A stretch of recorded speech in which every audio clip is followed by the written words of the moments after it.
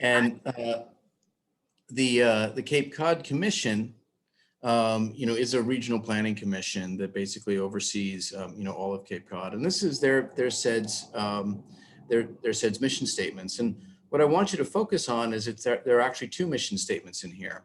One is a vision statement for the plan itself. What do you want this SEDS plan to do? And it starts out, with that the SEDS is dedicated to cultivating creativity, diversity, and innovation to build a strong and resilient economy. So this answers the question, like, what did we expect in this plan to do? And so when we kind of issued the request in the survey, the way the question was framed was really focusing on kind of what the expectations and visions for the plan were. And we got lots of, visions around that. The next statement, in this little paragraph kind of answers the how and why that the SEDS plan is going to be about. Then following that, you have a vision statement for the region, and what do you want the region to be? So the vision for the region for Cape Cod is to enjoy a robust year-round economy with a workforce that lives, plays, and shops locally. So that's a vision for the entire region. And it's got some very specific things, in there. It acknowledges, the challenge that it has as far as being a seasonal community, but yet having to plan for the year round. It talks about the economy and kind of what it's aspiring to do and the value of local shopping. And again, it's followed by a statement about how it's going to go around that. So, I think this is instructive because it just sort of shows, the need in terms of how a kind of a similar SEDS plan has taken that. And we're going to take a similar strategy today. So next slide. So these were the survey responses, that are unfiltered. I haven't edited them in terms of that. And again, I did notice some common themes. There was a common theme about balancing kind of sustainability and growth. I think that was, pretty common throughout that, which was interesting to see. The word roadmap was used a couple different times. So the SEDS is a roadmap for kind of charting our territory forward. The word thrive came up a couple times, which I thought was nice, and I think we have maybe a perception that maybe Central Maine is a little bit sleepy and maybe a little bit kind of complacent, but we want people to come here because it's a thriving, kind of bustling place. So I thought that was interesting. There was also some interesting language around diversity. So one of the statements is working with people and businesses to create a place that allows everyone to meet their full potential. And so, I think there's this kind of notion about, that economic growth should benefit, everyone who lives here. And so that was also in some of these areas. Finally, the SEDS plan, in terms of kind of a vision, did talk about attracting people to come here. Attracting visitors as tourists, but also attracting people to actually move here. I thought was another fascinating kind of component of that. So anyone have any kind of questions about, about their survey responses, or anyone see any other themes pop out?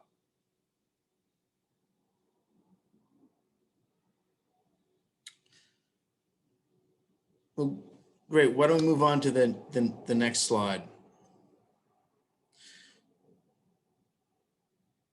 One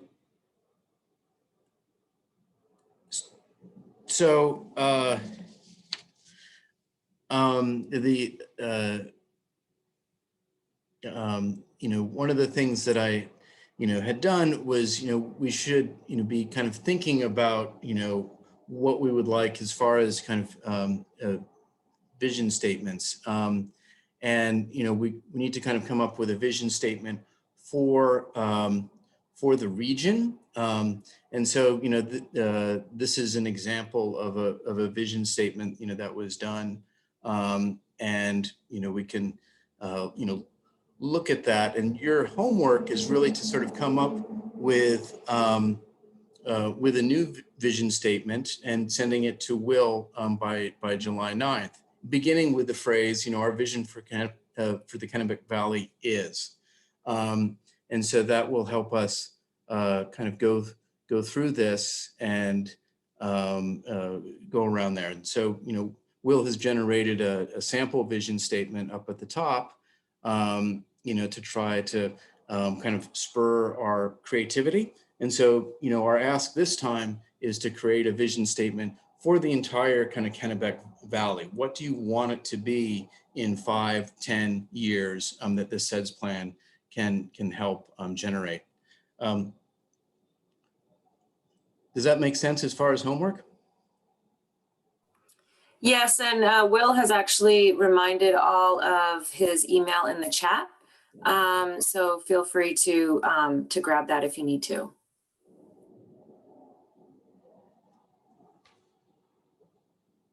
So is everyone clear on basically generating a vision statement? And we'll take a look at that.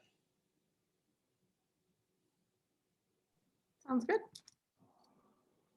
Great.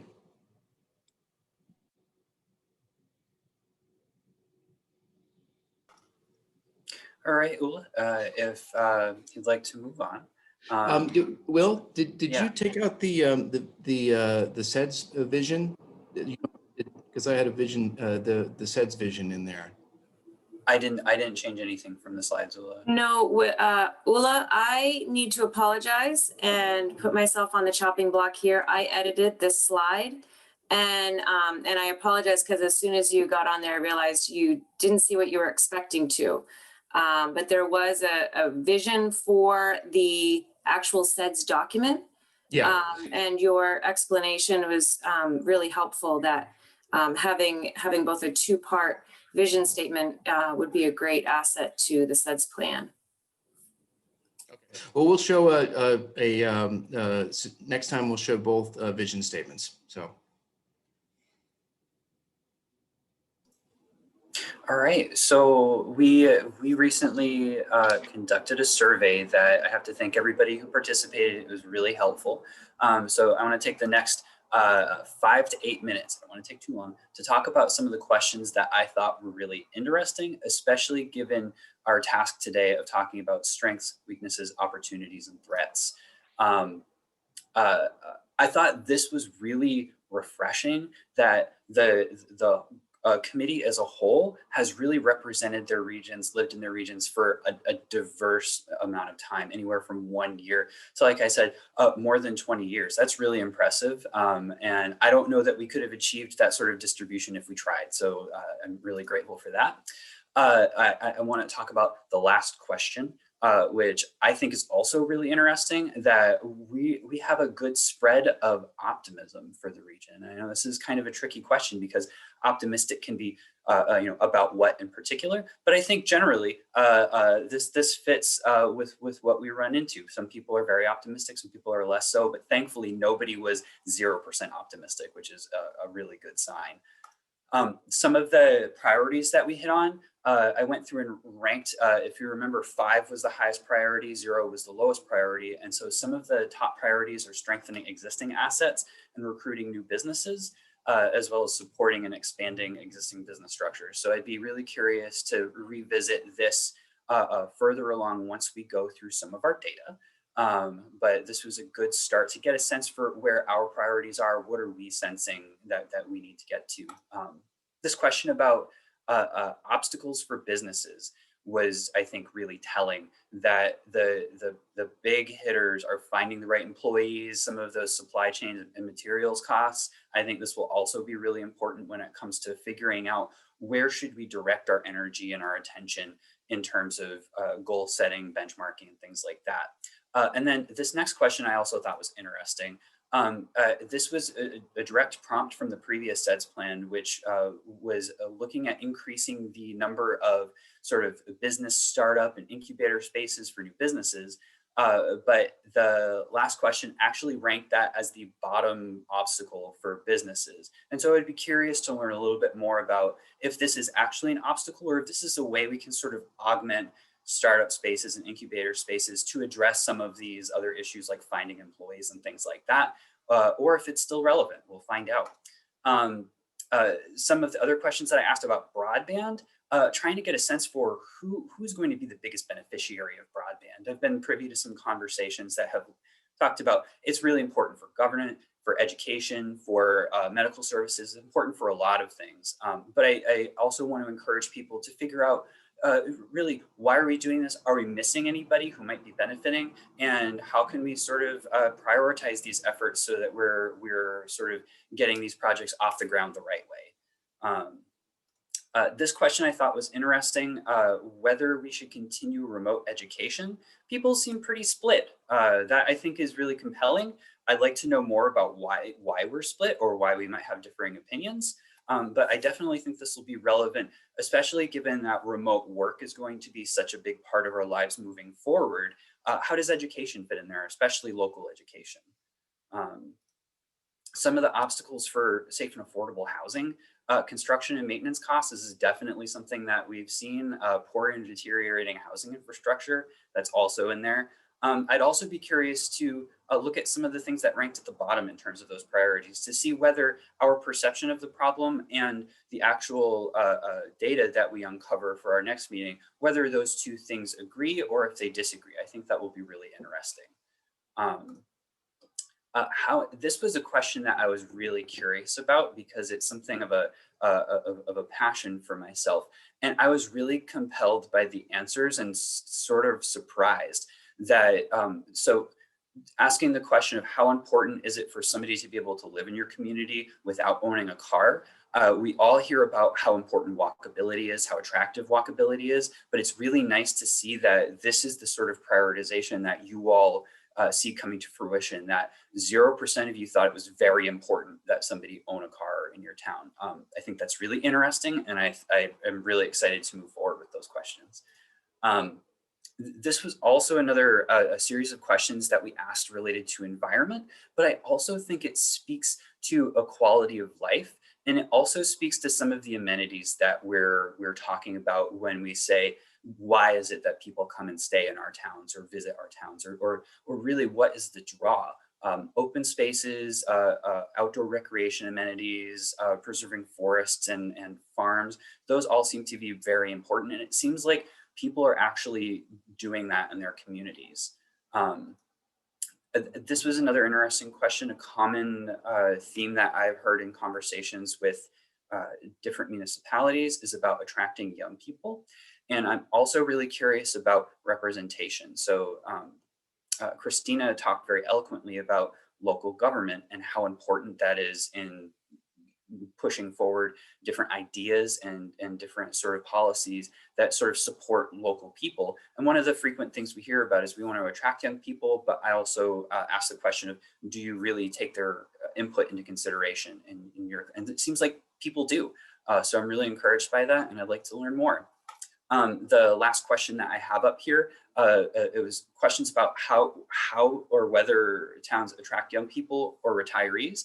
And I think this is really compelling because if you look, a lot of them, and I went through and sort of systematized answers, a lot of them are the same sorts of things. And I think this might give us some ideas as to how we can use our energies to sort of reach out to market, to give this sort of pitch for come to my town. And I think it's really interesting that in the past, attracting retirees used to be really attractive because you bring in a population with less overhead and the ability to pay property taxes. But people also understand that you need to have a sort of spectrum of demographics. And so I think that if we have this understanding that marketing to people, whether they be younger people or older people, it's a lot of the same sorts of things that we're talking about. And I think that will be really interesting moving forward.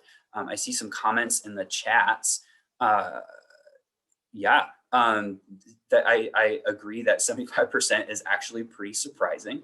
I apologize for prompting you with so many emails and so many reminders, but I think the proof of the pudding is in the eating.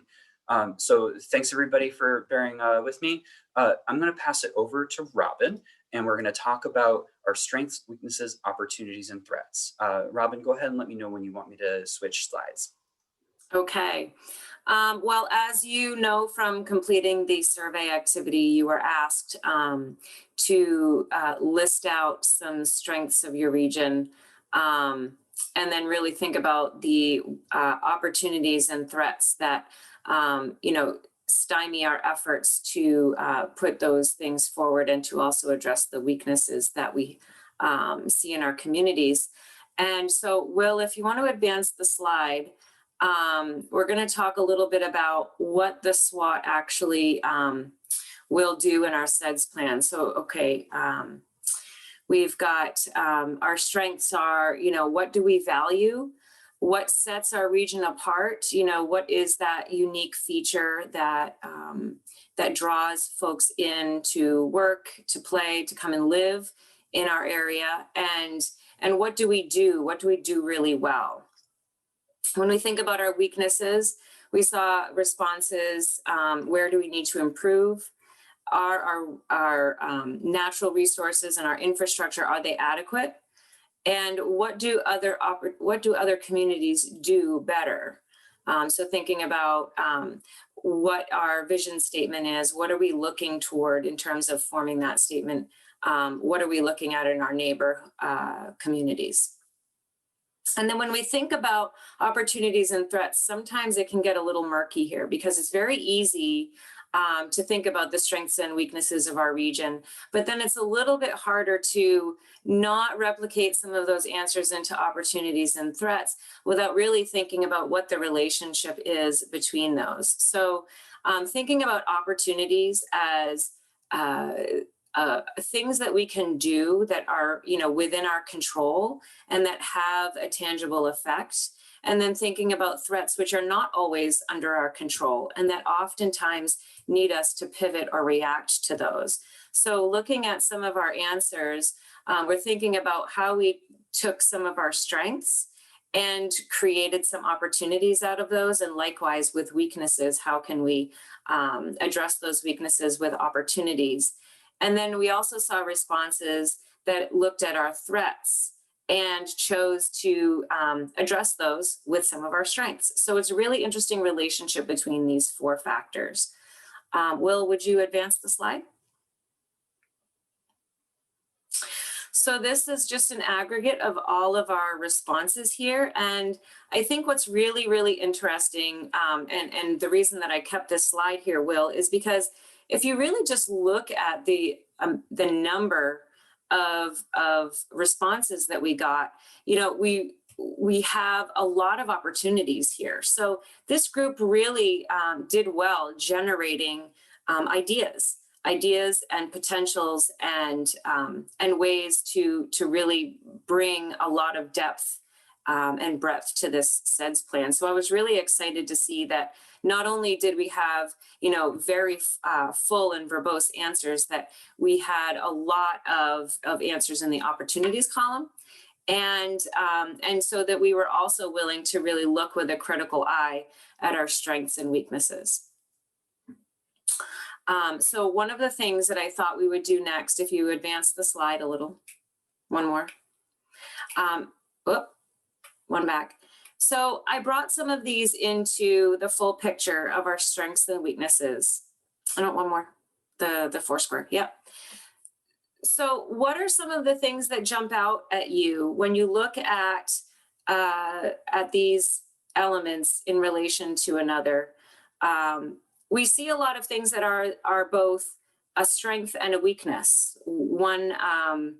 One theme that I noticed is that someone said, our rural geographic location is both a strength and a weakness. It is also an opportunity and a threat. So again, looking at the relationship between these elements, I think is really important, and thinking about what our future projects will be that we identify in this plan. And then also thinking about is a strength and opportunity to address something that could help our communities be more resilient against the threats that we've identified.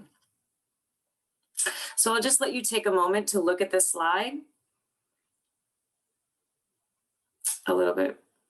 Can you make that a little bigger? Let's look at the slide, and if you have any comments about that, anything that you want to bring up. I think that would be excellent. So let's just take a look at some of these elements. And if you have some comments, please feel free to chime in. Well, Robyn, this is Stacy. How are you? Hi, Stacy. One of the things I was noting is that, like, is the use of how you're using a threat, and there might be another way that in your SWOT analysis you might consider it to be a market competition threat. So in that way, maybe you need to consider in your threat column, like, other areas in Maine that actually may be threats, may have something else, and to really quantify it in that way. Okay. They would be your competitive threats in the marketplace. So that's a good comment. Definitely other communities, what are they doing? What are they doing that that we can take a page from their playbook, so to speak. One thing I was you would actually be diverting the person from moving there right to you.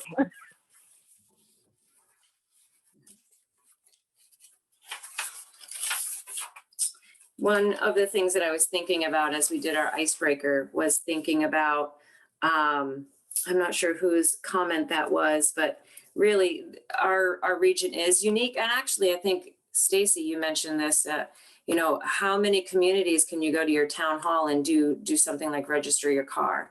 So we do have some really unique features of being a rural region and having some of the other characteristics that we've identified. I recently moved to Unity and from Belfast, so I definitely see some of that that ecosystem in terms of what does a brand new resident that moves to that town have available to them. What is that welcoming? Tim, we did get a welcome packet. Some of those things are really interesting to think about as like Stacy said, what draws us to our region versus, moving to Southern Maine, for example. That's a very attractive area for its own reasons, but what would attract someone to Kennebec Valley?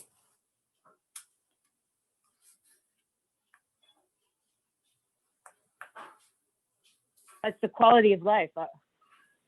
It's an enhanced quality of life. Would it have anybody move anywhere, right? That's really what you're doing. Right. And how do we define quality of life? Well,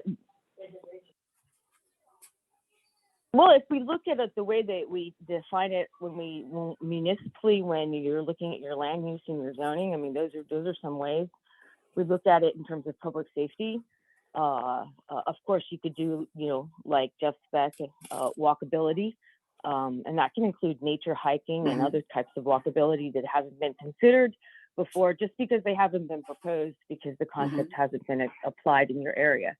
But walkability could certainly be a different type of walkability, not just your downtown, but your natural resource asset that all towns in your quality of life area have, that other places in America don't have, right?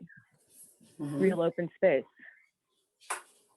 And open space is the absolute definer of quality of life in an urban setting. And as we've known, it was actually put in initially for public health purposes. And as we realize now, it was wise to do so, right? So that's what I would do. I mean, I think the region is beautiful. I think those are some really great points, and just be thinking about how these relate to one another. So, for example, one of our weaknesses were, that we have an aging population and many of our youth are migrating away. So when thinking about that quality of life, we want to think about what is the definition of the quality of life for our young people, and are we offering that? Is it, you know, the rural expanse and the walkability, or are they looking for something different? So when I say let's define what the quality of life is, if someone says, well, you know, I need a mall, you know, that is their quality of life. They're looking for, you know, a different type of region. But what do we offer that is the defining quality of life for residents that would be attracted here?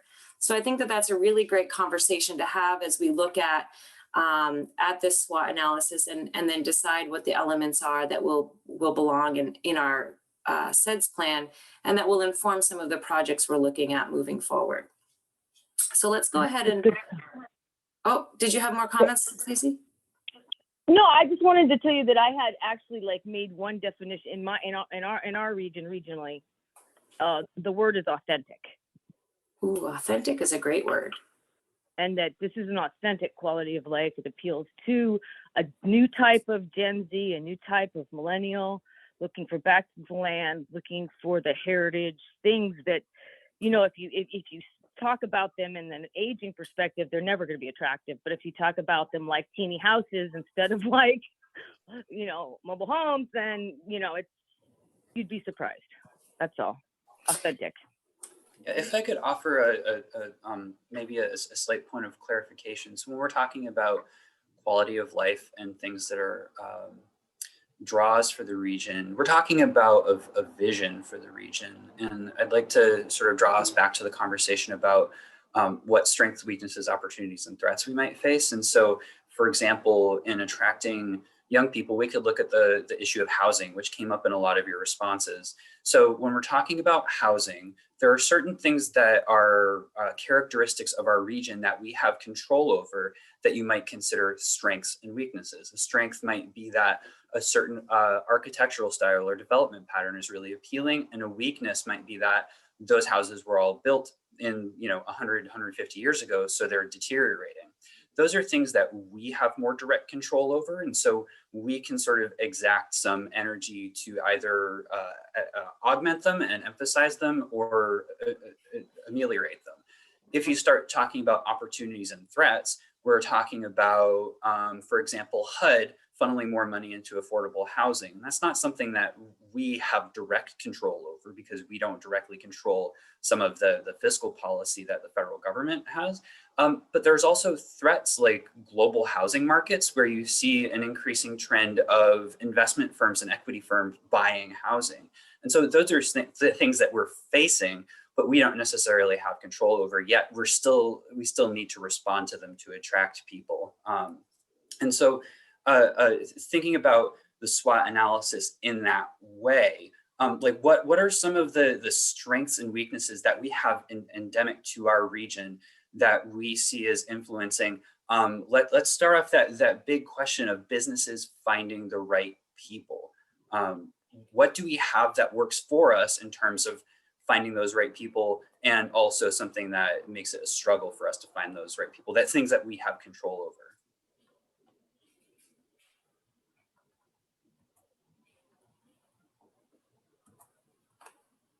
Go ahead, Jim.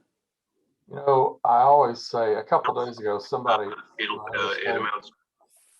asked me what my sales pitch is as far as telling people why they should come here. You know, we always say we have an inadequate workforce in terms of numbers, but you know, we have colleges and universities, Thomas, Colby, Bowdoin, Bates, Kennebec Valley Community College, the University of Maine system. We have all these institutions around us that are churning out graduates every spring or midterm. Again, that's a large available skilled workforce, you know, for the most part available, kids looking for jobs upon graduation. So yes, I'll grant workforce is an issue, but I don't think it's as great of an issue, because I think you're getting at, like I said, a skilled workforce, kind of a new generation of workers as well, that we have an abundance here in the region, in my opinion. Jim, one of the things that we have, so a lot of the strengths and weaknesses, opportunities, they're like listed multiple times. Do you think there's a way? So if we're producing a lot of college graduates and people with that sort of higher education, Do you think there are any sort of like other nuances to the conversation of workforce? Like, do you think we have a sort of mismatch in terms of some of the more unskilled labor in those jobs? Because that is also one of those things that I hear a lot about. That's an excellent point. We don't necessarily have a lot of, industrial labor to for manufacturing, for example. Again, ours tend to be a little bit more skilled, I think, coming out of those institutions that I mentioned a couple minutes ago. Mm-hmm. So I see your point.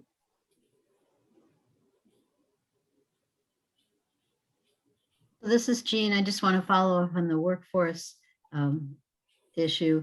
And I appreciate Jim mentioning all the great higher education programs we have in the area, but I think part of the workforce issue is employees who are ready to work. They have a lot of other things going on and might need some supports to be a good employee.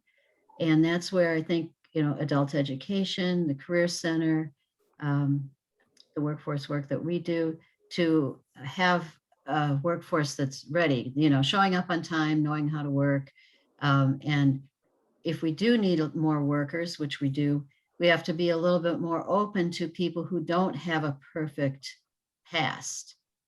People who've been through recovery from substance abuse or incarcerated or justice involved in some way. How can we make those appealing employees too? And I think that's something we have to start thinking about because we need more workers all the way around. And not just that, I think that's a really good point, Jean, but on top of that, we have this huge and growing New Mainer population, especially in Augusta. And I work at United Way, and we just did a listening session with the Capital Area New Mainers group last weekend, and we had almost 20 people in attendance. They filled out a demographic survey at the end. I was just entering that data this morning. Almost all of them have a bachelor degree or a graduate degree. And that can't even be put to use here, even when they have been here for 5 or 6 years or more. Some of the other interesting things that we heard from that conversation were where we fall short as a community for serving that population. And that would be things like there's no way for women from the Muslim community to exercise anywhere because there's no women only time at the YMCA, for example. They also talked about there's nowhere for them to get clothing, Muslim clothing, so they have to go to Portland, and the transportation's an issue. So it's just really interesting to think about, we do have a growing population of people from that cultural background moving here, and we are not doing what we can to serve them. Hi, this is Stacy. I just wanted to point out that I agree with that and that it's wonderful to be able to have an immigrant population that comes, with a credentialed degrees already, and that if you can convert these folks immediately in their licensures and their degrees from other countries into something that they can, portably take to a job, that's definitely our goal. We definitely notice that there's a really good Syrian population, highly educated also in the Augusta area. So, we're really trying to figure out what to do there, how to do that the right way. Acclimate someone to this country and then bring them to their highest level of performance in the workforce in our. So, I would add to that too. We see it a lot in the greater Waterville area with the hospitals and the colleges recruiting professionals. They spend money for their, to physically move here. The hospitals put out paying off student loans for med school and whatnot. But then the minute their time is up, they bounce because we haven't done an effective job integrating them in the community. Everything from, as you said, clothing or women's time at the Y to food or spices that they use, or religion is obviously a thing. There's one place in Waterville, if you're African American female, for example, to get your hair cut and or braided. And it took me over a year to figure out who does that in Waterville. And I'm born and raised here. So most of the time they have to drive to Portland. So there's a lot more we could be doing around around food, around religion, around socializing. I mean, there's just a lot more we could be doing to be more welcoming to immigrant populations if we are really, truly interested in attracting diversity.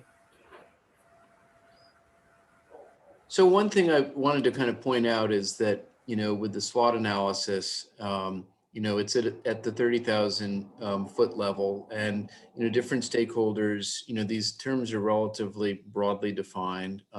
And, sometimes, it's all about definition. Is something, an opportunity, or is it a weakness? Or, you can have things that can be classified depending on where you sit in different baskets. And I think, what we have here right now is a really interesting, series of kind of categorizations of different kind of attributes from different perspectives. And, the real trick going forward in the rest of the exercise is to kind of basically do a sorting.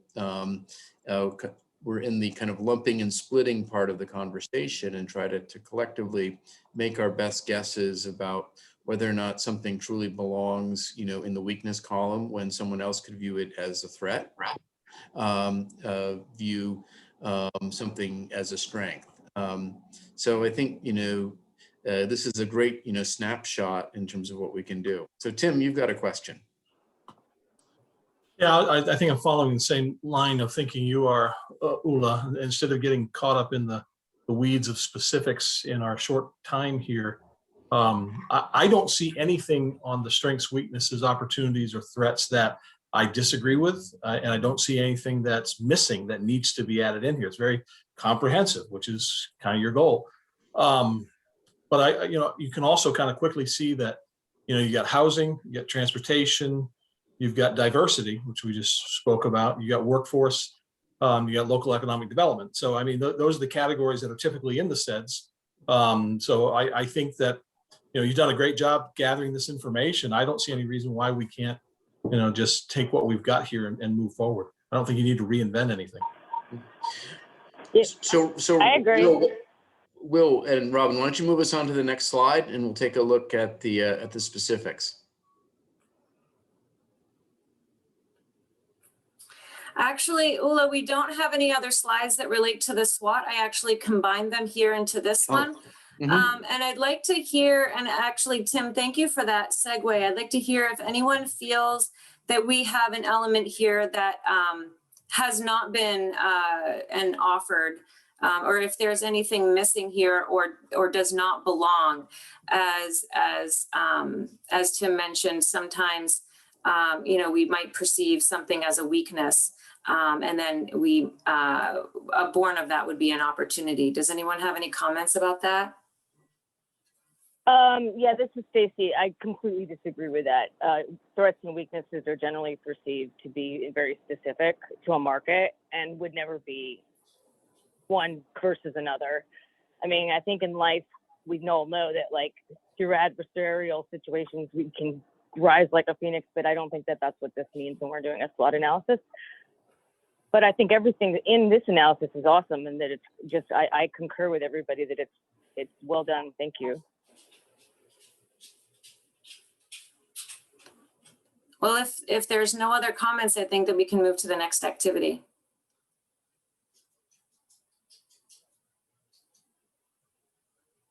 Will? Yep, hold on one second. All right, so towards the end of the activity, I wanted to sort of revisit some of our takeaways, and more specifically, our next meeting will be talking about data. And I want to hear from individuals about maybe one takeaway from today's conversation, but also one question that we want to learn more about.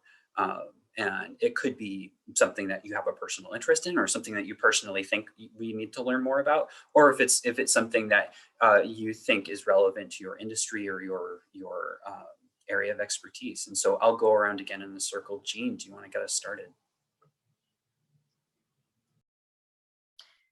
Yeah, thanks for starting the grid with the different categories. And I think for me, some of the threats we can turn into opportunities. One thing I want to learn more about, I guess for me, because I do live in a small town, but work in the bigger towns, it seems like, how can we address the needs of the really rural, very small towns in this process? Fantastic. And if you don't mind my following up, do you have a specific example of a threat that can be turned into an opportunity? The lack of the workforce. We have an opportunity to bring all those other workers in with the right, prep. Great, thanks. Bill Card. There, I'm unmuted. I have a couple things. One is I'm a very visual person, and so I was curious if you folks have a map of your coverage area that would include things like your essentially asset mapping, that would include landmarks, economic drivers, and areas of economic opportunity. And what I mean by that is clearly one of the things that comes to mind is Colby, at least for me, that's an economic driver. And there are other places in the coverage area. You've got a pretty big coverage area. So one of the things that would be helpful for me is to just see on a slide or series of slides like Kennebec, Somerset, Western Waldo, what do you think you have? And there's open space that can be included in that. But there are other things that we mentioned, the academic institutions, which I think are important. But there's a fair amount of things going on in each community. And they differ. I think they differ to a certain degree, other than the workforce development and workforce attraction piece. I think that's an element in common. But I think the quality of place is important. But for me, it's the CEDS is all about, at least it used to be about, prioritizing projects to obtain EDA funding. And so this is, EDA pays for it. EDA is looking for what is it, what viable projects do you have and what order are they in, and what is broadly accepted by and welcomed by all of the stakeholders in the community. So I don't know if it exists or not yet, what I'm asking about, but I haven't seen it. Part of that could be my coverage area is 2/3 of the state, so I can't have the same level of detail that somebody does that covers a single community.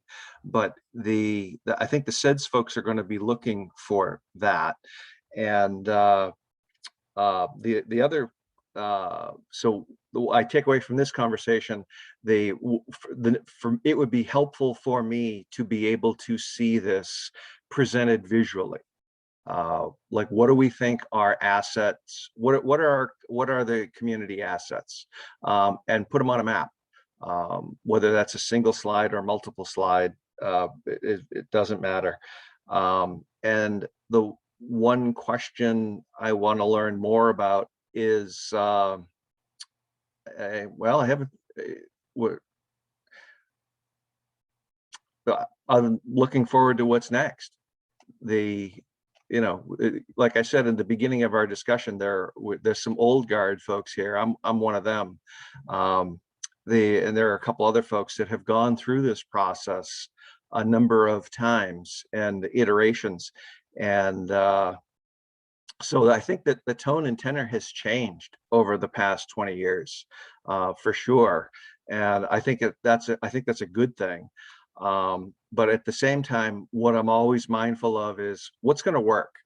So the singular focus of the SEDS, at least in EDA's mind, is what's your top priority? What's shovel ready? What's your priority, and why should we fund it? And the other point I was going to add is I come from the federal side, on the congressional side, and it's my belief that the federal congressional folks had a role and can continue to have a role in being helpful in, not so much in developing the SEDS itself, but at least be aware of it and included in it and updated by it. Because when it comes time to get projects funded, historically there had never been enough money to fund everything. And one of the things that I did when I was in a congressional office was work directly with the regional office in Philadelphia and in DC. And my experience was that never hurt the prospects of a project getting funded. It only helped. So I would be inclined to include those folks, or at least invite them to the process and keep them informed about the progress. So are you referring to the fact that the former EDA committee had members of our delegation on it? When I was a regional rep for one of our senators, I participated in every SEDS meeting, primarily to be eyes and ears, not as a voting member. We tried to be informed, but we tried not to shape the conversation. But when the decisions were made, we advocated for the decisions that the group had made as a whole. Does that answer your? That's really great. Yeah, no, I just want to back that up actually. Let's try to move it along, and just one pithy one-sentence statements to Will's question, okay? Sure. Thanks, Ula. Jim Dinkle, do you want to jump in? The one thing I'll take away from the conversation is the shared interest that we have, everybody on this call, that we support one another. That is kind of my main takeaway. The one question I would like to learn more about is, again, when we interact with EDA, how can we and this kind of goes back to what Mr. Card said, is how can we best interact with them and understand what they're looking for, and supply them the information that they need as we apply for grants and so forth. Great, thanks so much. Tim Curtis, I'll go to you next. Thank you. I'll try to be concise, Ula. Jim Dinkle, that's an excellent point. If we know what EDA's priorities are and we can line up the SEDS with that, that goes a long way in helping applications for funding. One thing I'll take away from today's conversation was the slide that you shared about the cars and whether or not people moving to the area need that. That is certainly a regional within the region. Once you get north of Skowhegan, everybody needs a truck, okay? So and we're talking, that's the big 50 miles from Skowhegan to Jackman. So that just kind of struck me as, okay, don't paint the whole Kennebec Valley with that same region of walkability. You got to be in really good shape to walk around Madison, Solon, Jackman. And I will throw out that I've lived in Maine for about 11 years now, and I spent quite a bit of that time living in Portland without a vehicle. And I would say that Portland is mostly okay to go about being without a vehicle, but I can speak from personal experience that not having a car in most places in Maine is really, really difficult. But I am compelled that that energy, that intent is there. And so I'm curious about how do we get to where we want to be versus the reality of where we are now. That's a very good point though, Tim, because it does become an obstacle. And it all depends on who the we is you're speaking to as to where we want to be. Exactly. We want our full-size trucks. That's what we want from this area north. Okay, the question I want to learn more about is looking long-term, the impact of the development of Colby in Waterville. What is the impact of that going to be to the surrounding communities in the Kennebec Valley? Great question. I'd like to know more about that too, in fact. Kim Linloff. So I am one of those old guard that Bill talked about. I think I also go back to what I originally said about quality of life for one person isn't quality of life for everybody. Just picking on the example that Tim just mentioned about transportation, even though I'm sitting here in Waterville and looking at its downtown, I know that Joe Citizen wants to park their vehicle in front of the store that they want to walk into. And so this whole walkability thing on a grand scale is lovely. But I also have been around the block enough to know my people. So I think also for me, last week I did a SWOT analysis for one group and next week I'll do one for another. So it all depends on your perspective. I personally don't like the planning part. It's not my strength. I'm a doer, get your hands dirty. So I look forward to the day when we can take the SEDS plan and we have it, and then we can start applying for these federal dollars and get something done. And that's why I suffer through these, because I want to get to the end so that we can affect change and make stuff happen. And I guess my one question would pretty much align with Jim's question of how do we get to that point? How can we now take this and draw down more federal funding? It's what I want, more money. Well, I appreciate you being here, Kim, even if the planning part isn't your favorite part. It's okay, Will. Yeah. Courtney. So one thing I'll take away from today is that I think we as a region seem to do well in small pockets. So I can see the strengths in Waterville, I can see the strengths in Augusta individually, and I can see the strengths in smaller towns as well in some cases, but I don't see that as a region. I think we have a ways to go there. And that leads to my one question, which is how can we close this divide that, at least in my work, keeps coming up time and time again between this Waterville mentality and the Augusta mentality. I think it's definitely a challenge. And I know that we're talking about a broader region than that, but those are two service hubs. And I think from where I sit, they seem to be operating entirely independently.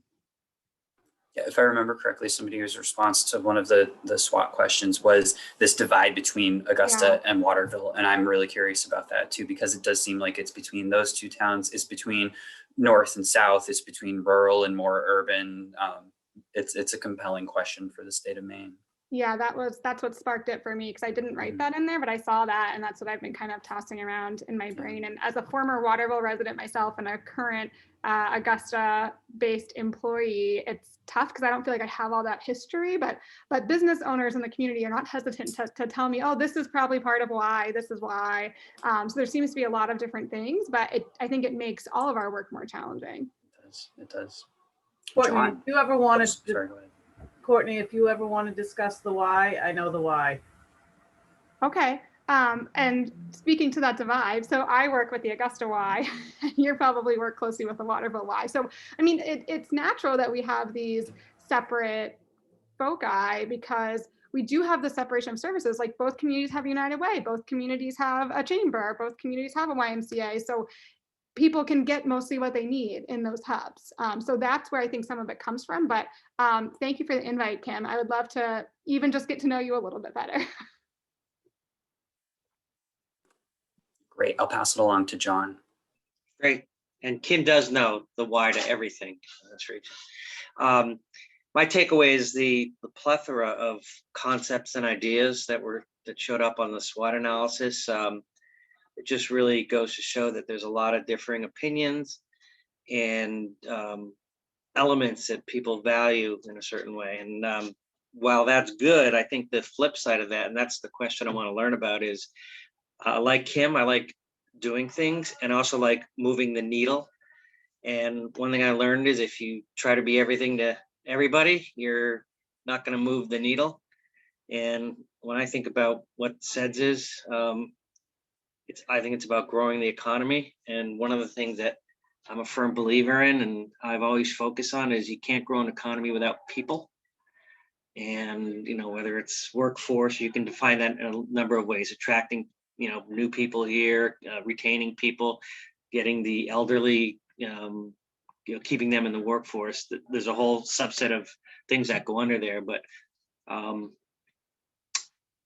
my question is, what are we going to focus on? What are we going to try to move the needle on? And again, for me personally, I always think about, you can't grow an economy without people. And that's kind of the overarching theme that I always go back to. So that's kind of where I'm at. Yeah, I think that really harkens back to our conversation about visioning. Perfect, John. Jason, are you there? I am, sorry. Oh, perfect. Thanks, Jason. If you have a takeaway and maybe a question you want to learn more about. I mean, most of it's been covered from me. I apologize. I'm in multiple meetings right now. But I mean, one of the things that we need to figure out, in my opinion, is the region is broken up, as Courtney, Kim, everybody, Tim said. It's very different. Waterville, Augusta, Skowhegan North, everybody feels like they're on their own island and own area. Certain people, I mean, especially when you get up towards Jackman way. And how can we tie them more in together and be a better economic area for everyone in the entire region?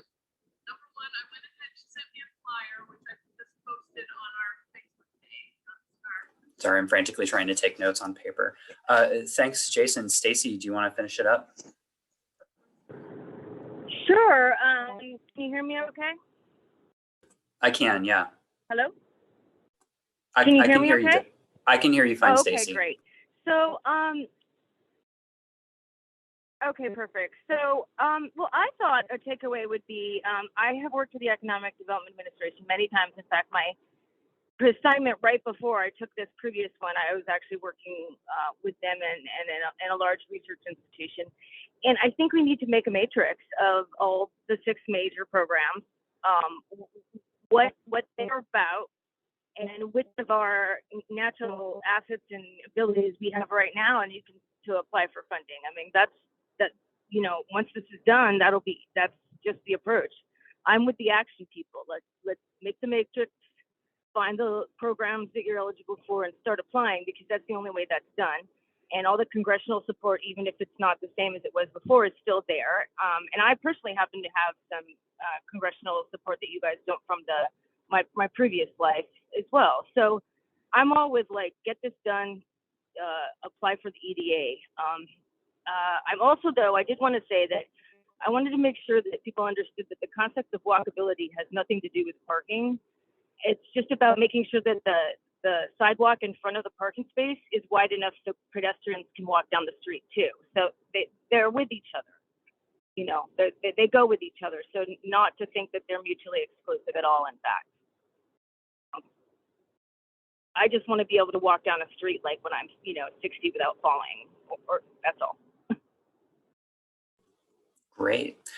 Well, all right. Thanks, everybody. We have a meeting coming up way down the road in August. On Wednesday, August 18th, we're going to talk about data. So in between now and then, we're going to be putting together a lot of analysis, a lot of sort of investigation in some of the questions that have come up today, and also a lot of the things that typically go into SWOT. Again, things that the EDA are looking for.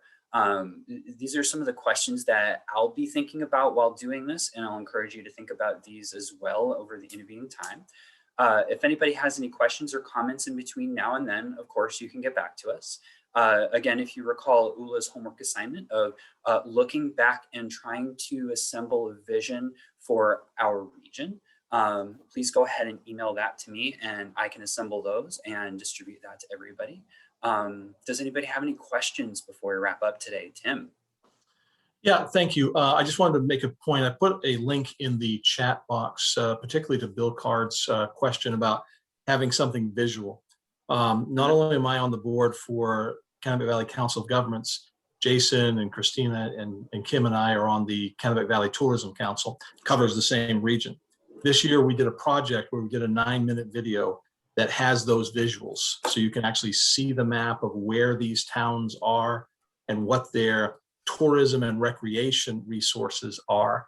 I think that if you like it, something like that should be developed for education, where the colleges and universities and schools are, economic development, that sort of thing. So there are ways out there to create those short visual templates for people to actually see what we're talking about. Because when you talk about the Kennebec Valley, it's from Garden, Augusta, Hollowell, all the way up to Jackman and a little bit over to Rockport. So I'm sorry, no, Rockwood, not Rockport. So, but anyhow, it's a big region. And so I thought we would put that in there. My other question right off, look at this slide right here. Are you married to a 4 to 5:30 meeting? Or could it be 8:30 to 10? Well, let me put it this way. I don't have anything conflicting with it personally. I'm sorry, what was your suggestion? I would rather do what you just did this morning at 8:30 Okay. than give you my time at 4 to 5:30. Could I just get a show of hands for everybody here right now? Does a morning meeting work better for you? Okay, that seems Whatever like works for everybody. okay, yeah, that seems like that. Ula, do you have a question? Yeah, one other thing, this is an in-person meeting, so we're moving then from the Zoom to in-person, and this will be at KVCOG, so at our headquarters here, Fairfield. Does that change people's calculus as far as afternoon versus morning? Depends on what you have to eat. Okay. Message received, Tim. We can definitely figure something out that works for everybody. Tim will only come if there's food. Okay. Hey, can I ask you guys a question real quick before we end? Please. Maybe it might be in the data section. So boot me to data. If I wanted to know if you were pulling information from InPlan. I'm sorry, Stacy, from InPlan? Yeah, IMPLAN. IMPLAN. Well, listen, if you're not, I have a subscription for a year. It's the economic modeling program that the state economist uses. So I'll boot that into the data session and make sure that you guys have access to pull anything you want from it. Okay, I have it for a year just for my own planning purposes. Thank you for mentioning. Yeah, we are in conversations with CBER down at USM for some information along those lines. But the more we have access to, I think the better. Well, this would be you could just pull it yourself, but yeah. Yeah. So yeah, exactly. We'll touch base on that later then. Okay. All right. Well, sorry, Jean, you have a question. Yeah, are you going to send the slides out just for a reminder? I can go ahead and do that. Great, thank you. Yep. All right, everybody. Thank you for your time and attention. We will talk to you all very soon. Have a lovely day and a lovely weekend.